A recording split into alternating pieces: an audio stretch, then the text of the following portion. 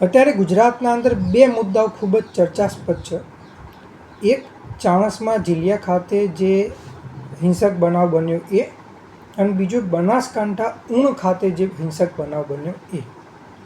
હવે આપણે ચાણસ્મા ઝીલિયાની વાત કરીએ તો એના અંદર ઠાકોર અને દરબાર સમાજના લોકોને પકડવામાં આવ્યા, કારણ કે એમને કાયદાનું પાલન નહોતું કર્યું, અને પછી એમનો કથિત વરઘોડો નીકાળ્યો, અને એ વરઘોડાના અંદર એમને ઢોર મારવામાં આવ્યા. હવે મારી જેટલી બંધારણની સમજ છે એટલી મને એ વસ્તુ ખબર છે કે ભાઈ સંવિધાન હોય, કાયદો હોય, એ દરેક માટે સરખો છે. પછી અમીર હોય, ગરીબ હોય, કોઈ પણ જ્ઞાતિનો, કોઈ પણ વિસ્તારનો. તો મારો સૌથી પહેલો પ્રશ્ન ગુજરાત સરકારને, ગૃહ વિભાગને, કે ભાઈ જેમ અત્યારે હાલ ઝીલિયા ખાતે જે ઢોર મારવામાં આવ્યો કથિત વરઘોડા દરમિયાન, તો શું એવું ને એવું ઊણ ખાતે પણ કરવામાં આવશે કે નહીં? આવું કેમ કહેવું પડે છે? કારણ કે પોલીસ એવું કહેતો છે, સરકાર એવું કહેતો છે કે ચમરબંધીઓને છોડવામાં નહીં આવે, કાયદો કાયદાનું કામ કરશે, પણ આપણે ઘણીવાર એવું જોઈએ છે કે એવું નથી થતું. કઈ રીતે? તો ડીસા ખાતે માળી સમાજના જે લોકો હતા, જેમના પર હત્યાનો આરોપ હતો, એમના કથિત વરઘોડા દરમિયાન એમને ઢોર મારવામાં આવ્યો.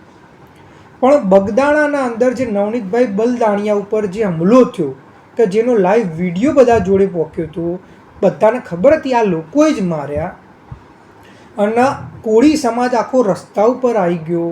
એમના ધારાસભ્યો, સાંસદોએ મુખ્યમંત્રી જોડે મુલાકાત કરી, અને તો પણ જ્યારે એ વરઘોડો નીકાળવામાં આવ્યો ગુનેગારોનો, ત્યારે એમને મારવામાં નહોતા આવ્યા.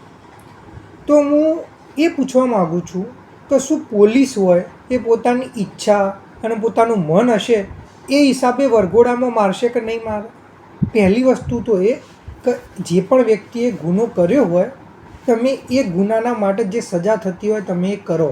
કાયદેસર જે પોલીસમાં તમે એમને જેલ થવી જોઈએ, જે ગુનો થવો જોઈએ કરો, પણ મારવાનો અધિકાર પહેલાં તો છે જ નહીં.